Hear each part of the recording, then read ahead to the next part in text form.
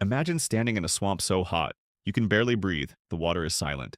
Then something massive moves, without a sound. And the worst part? You wouldn't even realize you're already too close. The water barely moves. No roar, no warning, no splash. Just a black river sliding through a swamp so heavy that every breath feels thick. Because this predator doesn't chase. It waits. What scientists later discovered about this creature may have changed what we think it mostly hunted. The dinosaurs are gone, their age is over. But this world is not empty. In the steaming wetlands of Paleocene South America, a new giant has taken control. And it does not hunt by chasing. It waits. This is Titanoboa, the largest snake ever discovered. Fossils from Colombia's Cerrejón Formation show it lived about 60 to 58 million years ago. Based on its vertebrae, researchers estimated its length at about 12.8 to 13 meters, roughly 42 to 45 feet, with a body mass around 2,500 pounds. Imagine a snake as long as a school bus, moving through a world built for giants. Cerrejón was not a dry forest, not an open plain. It was a low, swampy, tropical landscape, with dense vegetation, broad river channels, and year-round heat. That heat matters. Titanoboa was an ectotherm, like living snakes, meaning its body temperature depended on the environment. The original research suggested that an animal this massive would require an exceptionally warm equatorial climate, mean annual temperatures around 30 to 34 degrees Celsius. In other words, this was a greenhouse world, the perfect world for something like this. And Titanoboa was not alone. The swamps held giant turtles, including carbonemes, and several crocodile relatives called dirosaurids. Fossils from the same formation show that these crocodile-like predators lived in the rivers alongside Titanoboa. Some were long-snouted fish hunters. Others had broader, more powerful skulls. This was not a quiet paradise. It was an armed wetland, packed with reptiles that had survived one mass extinction and were now competing for dominance in the world that came after.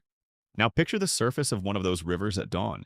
Mist hangs above the water. A dirosaurid glides close to the bank, scanning for movement. It is dangerous, armored, fully at home in this swamp. Under normal conditions, it would be the threat. But not here. Not today. Beneath the surface, something longer than the crocodilian is already in position. No one ever saw Titanoboa hunt. But based on its anatomy, habitat, and living constrictors, this is one plausible way it may have killed. It probably spent much of its time in the water, where its enormous body would be supported and concealed. It did not need speed or venom. Like modern constrictors, it relied on timing, control, and overwhelming force. The snake does not rush. A predator this large can afford patience. It can stay still while the swamp moves around it, waiting for the angle, the distance, the mistake. The dirosaurid drifts closer to shore. Maybe it is following fish. Maybe it is crossing a narrow channel. Maybe it never sees the giant beneath it at all. Then the river explodes. Titanoboa strikes first with its jaws, not to tear flesh apart, but to grab and control. Its teeth seem better suited to gripping prey than slicing it. Then comes the real weapon, the body. Loop after loop crashes into the target. A constrictor does not need to crush bones dramatically, like in old movies. Modern research shows these snakes kill mainly by shutting down circulation, preventing blood from reaching vital organs. And for prey trapped inside the coils of a snake this size, panic turns to weakness very quickly. The water churns. Mud lifts from the bottom. The crocodilian twists, kicks, rolls. For a few seconds, the swamp becomes violence. Then, the movement slows. Then, it stops.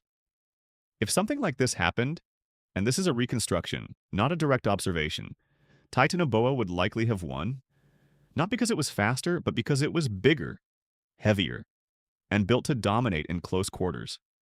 Researchers studying Cerrejón crocodilians have noted that a giant constrictor living beside them would have been a serious threat.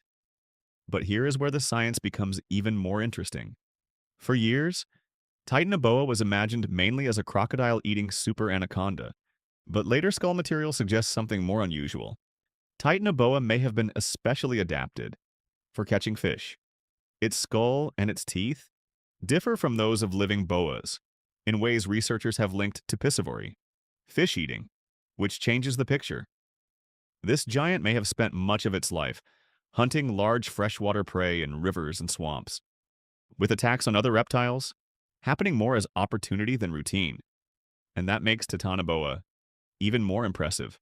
Because now it is not just big snake kills big reptile, it is something stranger. A 40-foot predator, moving through the earliest great rainforest after the dinosaurs, feeding in dark rivers, sharing territory with giant turtles and crocodilian survivors, in a climate so hot that only a world unlike our own could support it. The original fossil material represents at least 28 individuals, and many of them were enormous. So Titanoboa was not a one-time anomaly. In that swamp, Giant was normal, and that is what makes it real. Not a monster from fantasy, but part of an actual ecosystem. A functioning rainforest, real rivers, real prey. A world rebuilt after catastrophe, where evolution filled the empty throne. Not with another dinosaur, but with a serpent. No legs, no venom, no roar, just muscle, patience, and water. So the next time you think of the biggest predators in Earth's history, don't picture only tyrannosaurs or giant sharks. Picture a silent river in ancient Colombia. Picture the surface staying calm for 1 second too long. Titanoboa did not need to chase the swamp. The swamp came to it. So here's a question. If Titanoboa existed today, not in a zoo, not behind glass, but somewhere wild, hidden in a place we rarely explore, would we even know? Or would it still be there, moving through dark water, unseen, waiting?